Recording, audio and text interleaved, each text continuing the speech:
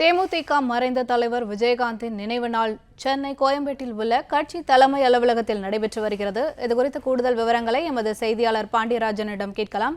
வணக்கம் பாண்டியராஜன், விவரங்கள் என்ன?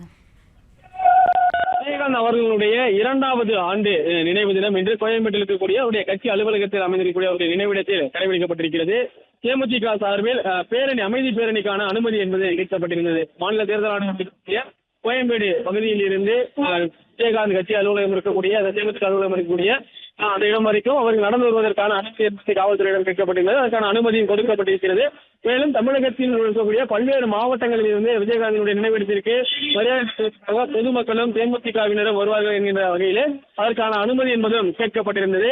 வரக்கூடிய கூட்டத்தினை ஒழுங்குபடுத்தி நடைபெறக்கூடிய இந்த நிகழ்வை பாதுகாப்பு வழங்க வேண்டும் எனவும் தேமுதிக சார்பில் அவங்க கோரிக்கை வைக்கப்பட்டிருந்தது. இந்நிலையில் காவல்துறையினர் இந்த 2 நிகழ்வுகளுக்குமான அனுமதியை கொடுத்திருக்கிறார்கள். இன்று காலை 5 மணியில் இருந்து இந்த பகுதிக்கு பல்வேறு பகுதியில் இருந்து, அதாவது தமிழகத்தில் பல்வேறு மாவட்டங்களில் இருந்தும் பிற மாநிலங்களில் இருந்தும் விஜயகாந்த் அவர்களுடைய ரசிகர்கள் தேமுதிக தொண்டர்கள் வர தொடங்கியிருக்கிறார்கள்.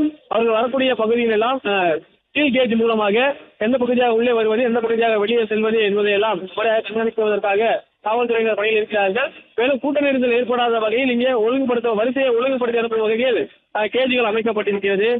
வெளியிலிருந்து வரக்கூடிய வாகனங்களை சரி செய்வதற்காக போக்குவரத்து காவல்துறையினர் பணியில் நிர்ணயிக்கப்பட்டிருக்கின்றனர். பல்வேறு அரசியல் கட்சியினுடைய தலைவர்களும் இங்கு வந்து மரியாதை செலுத்துவதற்கு காரணமாக பாதுகாப்பு பணி என்பது முதலாக இருக்கப்பட்டிருக்கிறது. விஐபிகள் வரும்போது அவர்களை உள்ளே அழைத்துச் செல்வது என்பதற்கு தனி ஒளியை உருவாக்கப்பட்டிருக்கிறது. அதே போல பொதுமக்கள் வரிசையில் நின்று அஞ்சலி செலுத்துவதற்கும் மரியாதை செலுத்துவதற்குமான ஏற்பாடு செய்யப்பட்டிருக்கிறது. கூட்டம் வேகமாக நகர்ந்து செல்லும் விதமாகவும் ஒரே இடத்தில் கூட்டம் கொள்ளாமல் இருக்கும் வகையிலும் ஸ்டீல் கேஜிகள் அமைக்கப்பட்டிருக்கிறது. பல்வேறு மாவட்டங்களில் வரக்கூடிய பொதுமக்கள் விஜயகாந்த் அவர்களுடைய 2ஆம் ஆண்டு நினைவு தினத்தை ஒட்டி அவருக்கு மரியாதை செலுத்துவதற்கு வருவார் என்பது காரணமாக போலீசினுடைய பாதுகாப்பு கொடுக்கப்பட்டிருக்கிறது. விவரங்களுக்கு நன்றி பாண்டியராஜன்.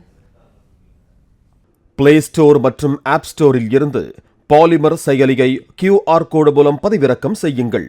செய்திகளை உடனுக்குடன் பெறுங்கள்.